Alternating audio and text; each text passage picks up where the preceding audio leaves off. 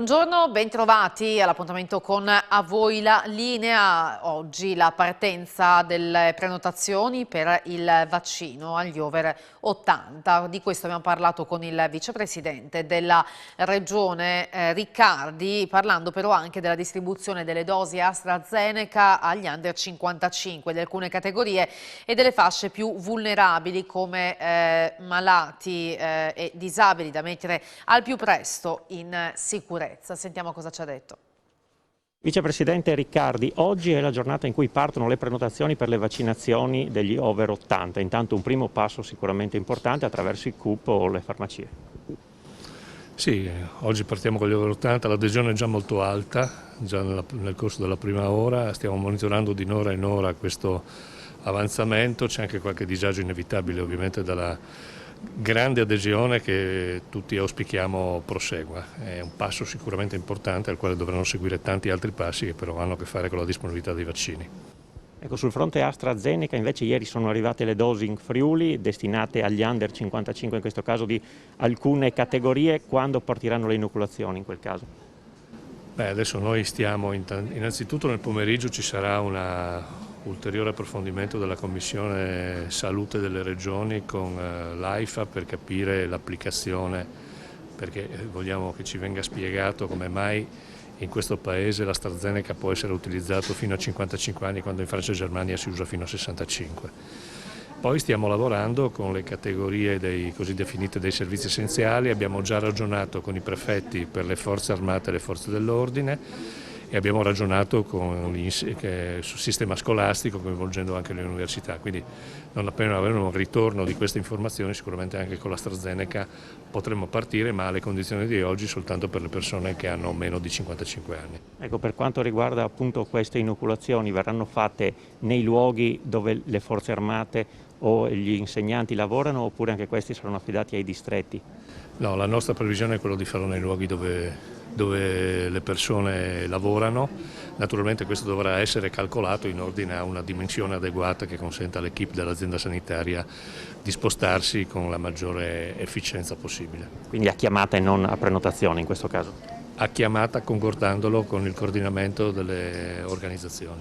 Ecco, per quanto riguarda invece gli under 80 affetti da gravi patologie croniche o da tumori o da altre gravi malattie, c'è una data di partenza anche per loro o al momento non ancora? Fanno parte della categoria dell'area vulnerabile, questo dice il piano nazionale, e questa è la parte successiva all'over 80. Noi rispondiamo a dei criteri che sono definiti da un decreto del Ministro.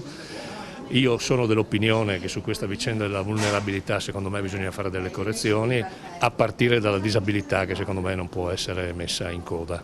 Ritorno a dire che però il primo problema che abbiamo sono le dosi dei vaccini che in questo momento sono insufficienti per fronteggiare la domanda che il Paese ha.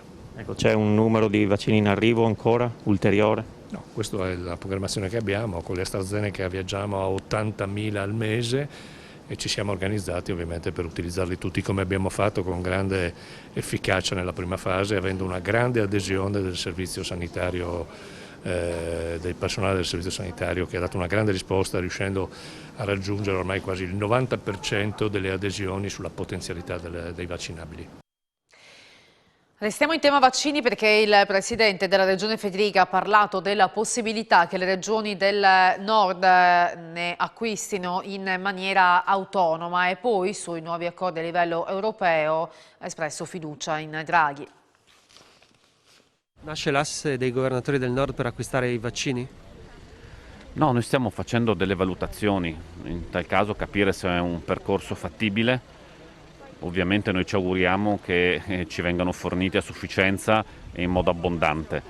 Guardiamo tutte le alternative possibili, visto che ad oggi non è così. Vi aspettate un cambio di passo con il nuovo governo, di cui potrebbe far parte anche il segretario della Lega? Ci aspettiamo un cambio di passo, anche per l'autorevolezza che Mario Draghi ha in Europa. Mi auguro che possa fare pressione anche in Commissione europea affinché, per esempio, tutta la politica dell'approvvigionamento dei vaccini cambi e diventi più consistente. Una revisione del piano vaccinale, si parla non più degli over 80 ma di tutti i soggetti fragili, una decisione che potrebbe convincervi? È una decisione utile, noi dobbiamo prima di tutto salvaguardare le persone più anziane, ma sicuramente anche le persone fragili con patologie o pluripatologie, perché sono le persone che rischiano di più e oltretutto le persone che se ammalate devono essere ospedalizzate e quindi si rischia anche una scarsa risposta del sistema sanitario se il numero diventasse troppo ampio. Penso però che il piano vaccinale, la base per rivedere il piano vaccinale sia quello di rivedere l'approvvigionamento dei vaccini e su questo mi auguro che l'Europa possa fare la sua parte. Il presidente Fedriga oggi era alla foiba di Basovizza per le commemorazioni nel giorno del ricordo delle vittime delle foibe dell'esodo Giuliano-Dalmata. Il presidente della regione ha ribadito la necessità di ritirare l'onorificenza a Tito e non sono mancati in Italia ancora commenti negazionisti.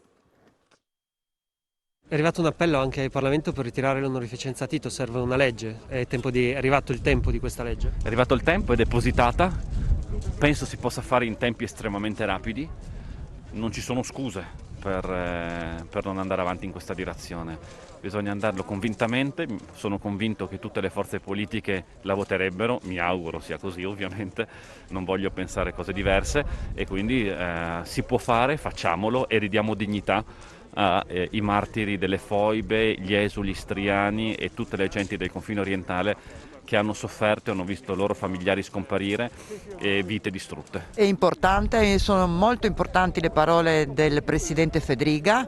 Ricordo che io ho presentato una mozione parlamentare proprio su questo tema nel febbraio del 2020. Quindi mi auguro che questa mia mozione venga ripresa e finalmente si faccia giustizia e si tolga a questo boia l'onorificenza che gli è stata attribuita in maniera proprio sbagliata. E chiaramente quella di oggi è una giornata importante, non sono mancate però le polemiche anche per un tweet di una sezione dell'ANPI. In questo senso c'è la volontà di intervenire? Ma sì, non lo diciamo, anzi lo diciamo anche noi dopo chiaramente che addirittura il Presidente della Repubblica Sergio Mattarella si è espresso qualche tempo fa sul tema, quindi riteniamo assolutamente inutili, anzi dannose queste polemiche. Chiediamo chiaramente a chi di dovere di cercare di fare qualcosa. Io ieri mi sono rivolto con una nota all'ANPI nazionale, tanto per essere chiari, visto che effettivamente c'è stato e ci sono ancora ad ogni 10 febbraio questo tipo di polemiche che noi allontaniamo completamente. Ma quando si parla di momenti duri della storia c'è sempre qualcuno che non sa, non vuole sapere. Ci sono stati eccidi nel dopoguerra in tutta l'Italia, ci sono stati eccidi in tutta l'Europa, noi qui portiamo delle ferite che ci hanno profondamente lacerato, hanno lacerato le nostre memorie. Io non posso pensare di negare a qualcuno il rispetto e la pietas che è dovuta a chi è passato. Ogni volta quando c'è il giorno del ricordo vengono fuori dalla spazzatura della storia negazionisti, riduzionisti, giustificazionisti.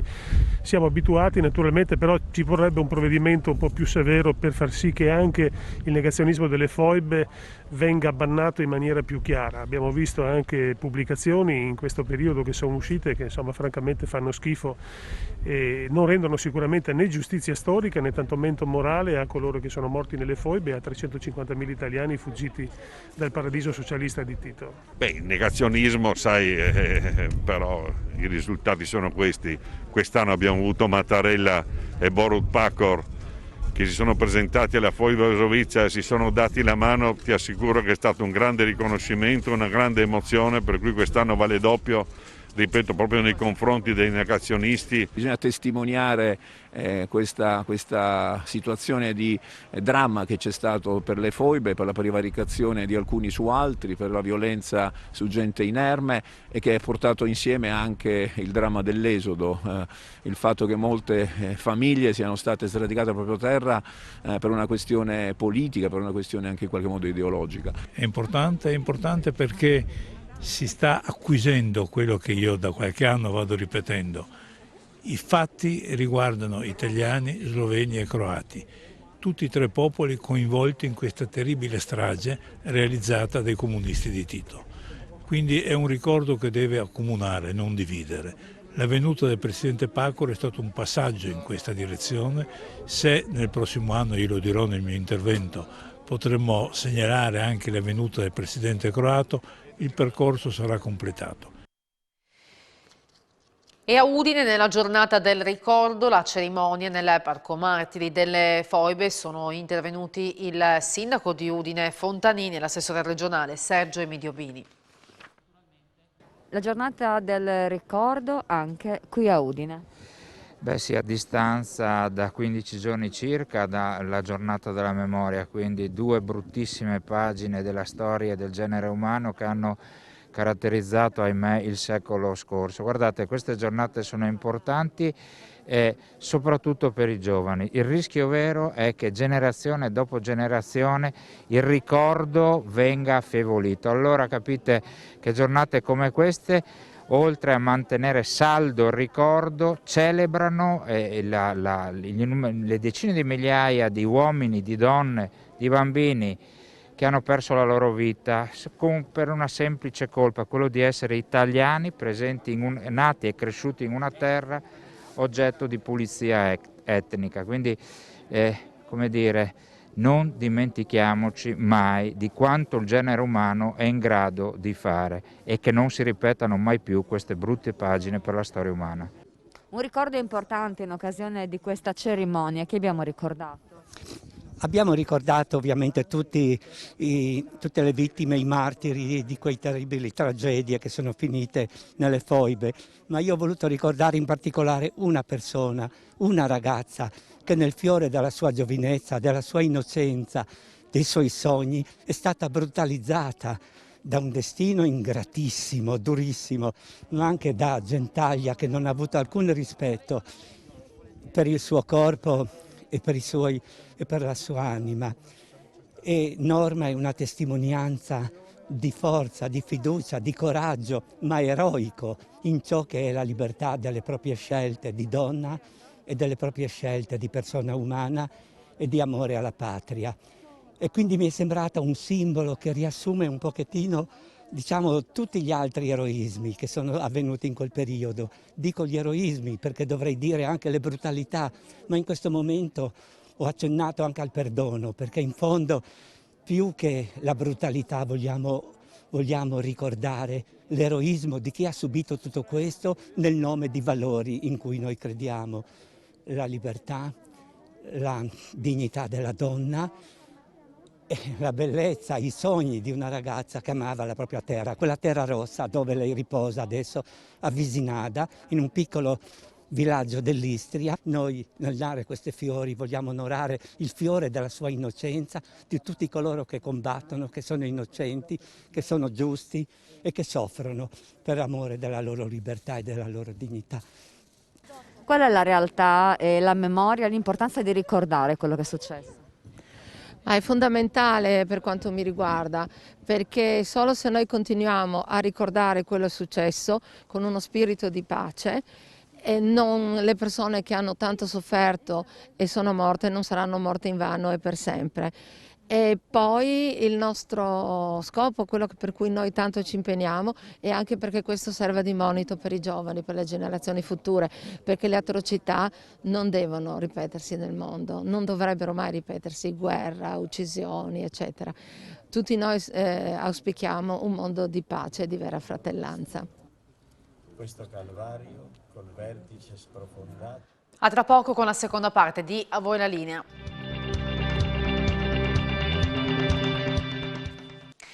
È stata l'esperienza lavorativa più dura della mia vita, così il regista goriziano Matteo Leotto racconta le riprese sul set in questi tempi di Covid della seconda stagione di Volevo fare la rockstar, che andrà in onda sulla Rai probabilmente in autunno, serie nella quale recita anche l'attore friulano Giuseppe Battistone. A chiusura delle riprese FVG Film Commission ha organizzato una conferenza stampa con la produzione, il regista e alcune attrici. Allora vi lasciamo ad una lunga chiacchierata con Oleotto.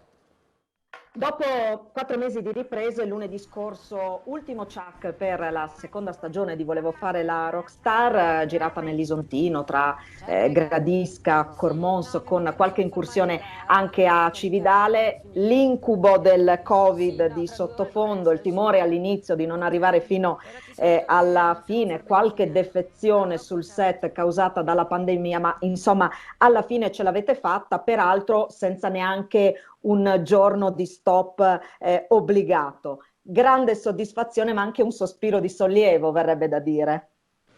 Beh, sì, la nave è in porto, siamo riusciti ad attraccare, diciamo, senza mai dover andare verso riva. Abbiamo continuato la navigazione sempre, ogni giorno, anche appunto nonostante i 1000 problemi che abbiamo potuto incontrare. E quindi devo dire, insomma, ieri cioè lunedì quando abbiamo chiuso le riprese, diciamo, insomma, c'è stato un bel respiro, come dire, collettivo, perché diciamo, i presupposti non erano così semplici, ecco.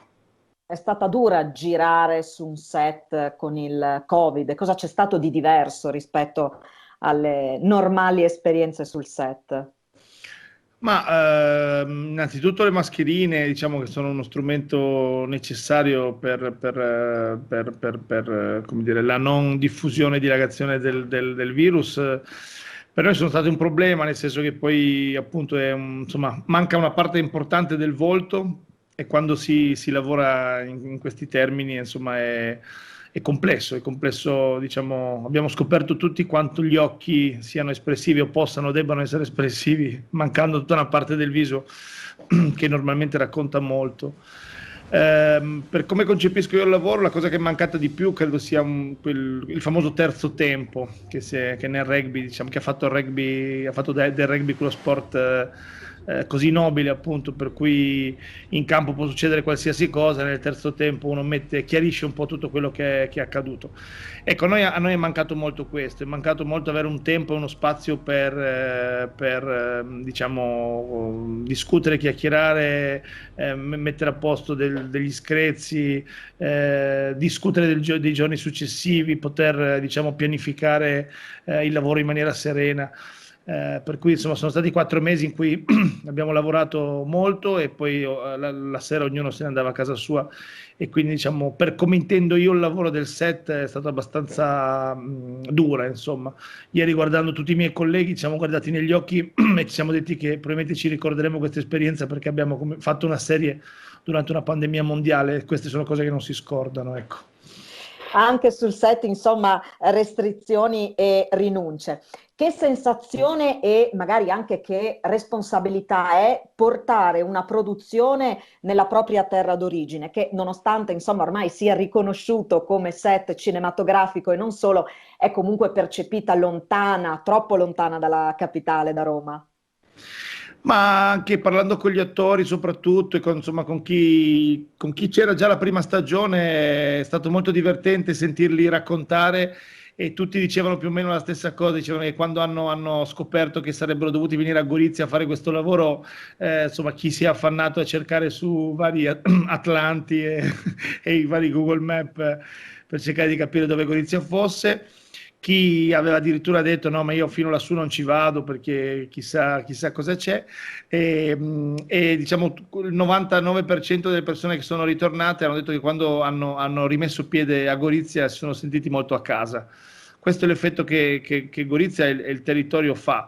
Lo fanno le persone, lo fa il fatto che insomma Gorizia è la zona dove abbiamo girato, Cormons, Gorizia, adesso anche Gradisca, appunto, Cividale, insomma ci hanno voluto bene, ci hanno sostenuto, e poi è comunque sempre un territorio dove non ci sono troppe distrazioni, nel bene e nel male, nel senso che si può stare molto più ad ascoltare se stessi e a concentrarsi sul lavoro, non essendoci inquinamento di nessun genere, né acustico né di stimoli né di traffico, dico nel bene e nel male, ovviamente, quindi insomma, però diciamo che la sensazione di chi è ritornato la seconda volta è di essere ritornato un po' a casa, e quindi insomma anche quest'anno, diciamo, si è lavorato molto bene, e grazie anche al territorio se abbiamo potuto lavorare bene nonostante la pandemia che ci ha inseguito e ci sta inseguendo. Ecco, tra tutti gli interpreti, Valentina Bellè, che nella serie e Olivia ha detto ho scoperto il Friuli Venezia Giulia, è stata un'incredibile scoperta, mi sono innamorata anche di Gorizia, così per riassumere un po', no, le sensazioni degli attori. Ma parliamo di un'altra località, di un luogo dell'anima che è Caselonghe, che è stato diciamo costruito prendendo pezzi del territorio, un po' come si costruisce un Lego, no? Esatto. Beh sì, è divertente perché diciamo, noi facciamo finzione appunto e quindi abbiamo questa responsabilità da una parte e questa grande libertà dall'altra di poter costruire delle cose che talvolta non sono vere ma ci servono per il racconto. E quindi è un po' come un Lego, quando si parte da un nucleo, diciamo, poi piano piano ci siamo divertiti ad ingrandirlo sempre di più, a farlo diventare qualcosa che nella realtà non esiste, e proprio perché nella realtà non esiste è sempre più magico, quindi ogni anno ci abbiamo aggiunto sempre dei pezzettini, chissà. Chissà, questo chissà cosa lascia intendere, che ci sarà altro da costruire su questo territorio? Ma sicuramente, ora capiamo con che progetti, in che modalità, però insomma sì, è la terra che mi aiuta a essere creativo, è il luogo dove le mie storie si radicano e quindi insomma spero di riuscire ad andare anche altrove, perché poi non vorrei rimanere bloccato e immobile qui. Però insomma sicuramente è una terra dell'anima e quindi insomma ci tornerò e speriamo con progetti sempre belli come volevo fare la Rockstar. Dalla produzione, dalla Pepito, è arrivata un'indicazione per il territorio, in particolare per la FVG Film Commission. Allora, hanno detto arrivare in Friuli Venezia Giulia è stato come sbarcare in un piccolo paradiso. Queste le parole di Elisabetta, che poi ha aggiunto: certo, se ci fosse oltre a questo un investimento ulteriore per formare sul territorio figure professionali specializzate, le produzioni arriverebbero ancora più volentieri sul territorio. Ecco, condivide questo consiglio, questa indicazione? Ma in realtà no, non lo condivido più poi l'ultima battuta di Gianluca Novel, che ha detto appunto, poi il problema è che queste professionalità si formano, ce le avevamo, poi appena formate ovviamente hanno il giusto desiderio di sperimentare e di mettersi alla prova in realtà più grandi, e quindi spesso si spostano a Roma e a Milano. Quindi diciamo di professionalità importanti ce ne abbiamo. Certo non ce ne possono essere 1000, perché poi non è che ci lavoro per tutti, e quindi ovviamente è anche un giusto equilibrio di rapporto fra la domanda e l'offerta. Io diciamo le persone del territorio con le quali ho lavorato sono dei grandissimi professionisti su questo set, quindi a me personalmente non è mancato nulla e diciamo. Poi certo sì, ovviamente alcune maestranze, alcuni capi reparto, insomma, però insomma sì, non lo so, è un discorso molto da produzione questo, nel senso che per loro ovviamente è un grande risparmio venire a girare in Friuli e trovare già qua tante persone, però ormai le persone si spostano, le persone si muovono, insomma, appunto ci sono persone del Friuli Venezia Giulia che lavorano assiduamente ormai da anni a Roma, e ci sono persone di Roma che sono venute a lavorare in Friuli Venezia Giulia, quindi ormai diciamo il mix è completato ed è complesso, quindi insomma sì, io cercherei più di lavorare sul fatto di non far andare via le competenze che abbiamo, ecco. E non è solo questione di maestranze, ci sono anche registi e attori, ce n'è un paio per esempio anche in questa serie che hanno fatto fortuna fuori dai confini regionali, che però qui ritornano evidentemente. Sì. Credo stia parlando di Giuseppe Battiston. Sì. Sì, appunto, dico, non è, uno può stare ormai dove vuole, no? Poi uno rientra e i progetti, appunto, siamo in un periodo storico in cui insomma muoversi, la mobilità è ormai diventata una cosa molto semplice, e quindi ovviamente uno si sposta dove c'è il lavoro, dove ci sono le storie, dove ci sono. Poi appunto altro discorso è dove uno mette famiglia, mette radici, insomma, no? Però però ormai siamo pronti a spostarci dove c'è bisogno di andare, e poi appunto se a me viene chiesto qual è il mio luogo del cuore, rispondo che è questo, senza dubbio. Insomma, è quel territorio che comprende la parte italiana e la parte slovena di Gorizia e l'Isontino, insomma, quindi, però insomma, il Friuli Venezia Giulia è la terra da cui vengo, è la terra che mi piacerebbe continuare a esplorare, ecco. Un'ultimissima cosa, non possiamo naturalmente svelare troppo e togliere il gusto di vedere la seconda stagione, ma insomma qualche anticipazione in termini generali la possiamo dare. C'è un'evoluzione, se non altro, dei personaggi che crescono così come crescono e si evolvono le persone. Sì, sicuramente. Abbiamo un'Olivia Mazzuccato un pochino più adulta. È ancora più divertente perché nel suo cercare di essere adulta, insomma, quando scivola, gli scivoloni sono ancora più grossi di quanto non lo fossero nella prima stagione. Un'Olivia che cerca di mettere la testa a posto, che cerca di conquistare Francesco Colombo, ma ovviamente gli impedimenti saranno veramente tantissimi. Ed è divertente, è stato bello vedere come questo personaggio ha cercato ed è riuscito in qualsiasi modo a restare attaccata a questa.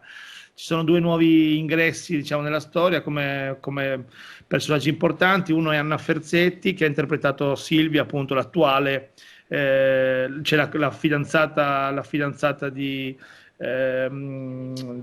Francesco Colombo. La serie comincia così, insomma, non vi svelo niente.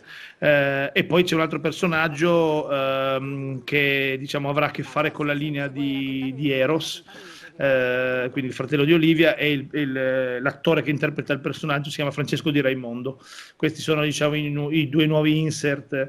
Abbiamo due bambine in fase adolescenziale, quindi insomma è stato divertente e anche, insomma, a tratti anche complesso, perché stanno crescendo, stanno diventando donne, stanno come dire, rivendicando la loro identità, e quindi anche sul set, insomma, è stato sempre bello pieno, diciamo, il confronto che abbiamo avuto. Due ragazze strepitose, e con Valentina, insomma, si sono trovate molto bene. Ormai sembrano veramente una famiglia, fanno impressione a tratti a vederle nei momenti di pausa sul set, come chiacchierano, come si abbracciano, come stanno vicine. Insomma, siamo riusciti a creare un bel feeling, ecco. Vi salutiamo, è tutto per questa puntata. A voi la linea, che torna domani puntuale alle 12:45. Grazie per averci seguito e buon pomeriggio.